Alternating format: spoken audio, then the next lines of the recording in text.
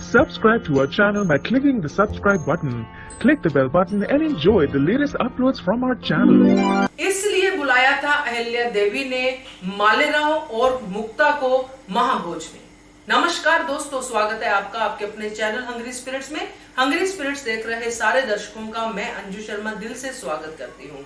तो हम सब सोच रहे थे कि मुक्ता और मालेराव को बुलाने का क्या पर्पस हो सकता है अहिल्या देवी का, क्योंकि वो तो बच्चे हैं और मुद्दा हम सबको पता था कि यहाँ पे ये वाला मुद्दा डिस्कस होने वाला है, अत्याचार जो हुए हैं उनकी बात होने वाली है, तो ये बातें बच्चों को क्यों बतानी। मगर उसके पीछे की वजह समझ आई जब हमने वो सीन पूरा देखा। बहुत अच्छा सीन था, उसके ऊपर चर्चा करते हैं। मगर पहले वही गुजारिश, जिन्होंने अभी तक चैनल को सब्सक्राइब नहीं किया है कृपया कर लीजिए, साथ में दोस्तों बेल आइकन दबाइएगा ताकि आपको हमारे वीडियोस के नोटिफिकेशन मिलते रहें।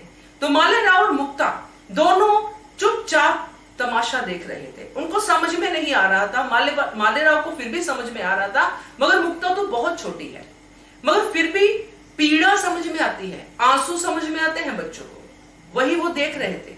और एक बार जब अहिल्या देवी ने अपनी गलती मानी, उन्होंने कहा कि मैं ही दोषी हूं, तो मालेराव के चेहरे पे जो एक्सप्रेशन थे वो भी आपने समझ लिए होंगे कि वो पहले से ये मान के चलते हैं कि मेरी आई गलत है।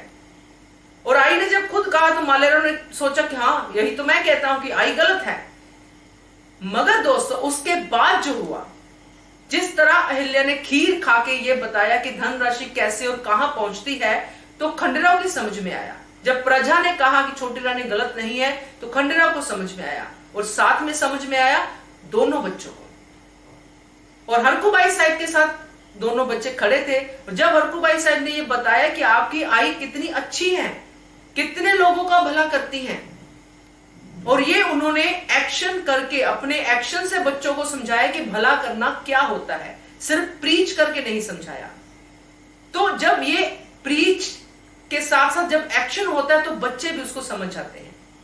इसलिए मालेराव जो इतना बिगड़ा हुआ बच्चा, जिसके बारे में हमने हिस्ट्री में भी नहीं पढ़ा कि कुछ अच्छा काम भी उसने किया होगा, उस बच्चे ने वहां से अपना सफर तय किया, आई तक पहुंचा, उनके हाथ से पूरियां ली, उन सब लोगों को दी जो वहां पे भूखे थे, और खुशी खुशी, और अहिल्या देवी भी खुश हो गई।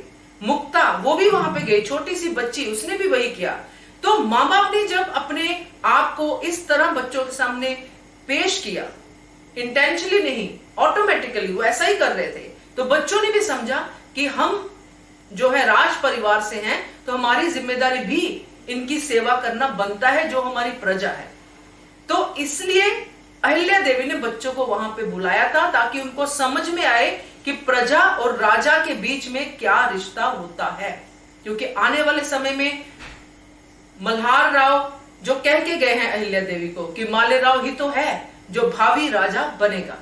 तो दोस्तों ये है अहिल्या देवी के तरीके, जिससे ना सिर्फ उन्होंने बच्चों को सिखाया बल्कि हम सबको भी, जो बाहर से हम टीवी देख रहे हैं, सीरियल देख रहे हैं, उनको भी सिखाया कि क्या रिस्पॉन्सिबिलिटीज हैं बच्चों के साथ, अपने लोगों के साथ, अपनी सोसाइटी में हमारी क्या क्या जिम्मेदारियां हैं। वो सिर्फ बोल के नहीं, करके दिखानी पड़ेगी।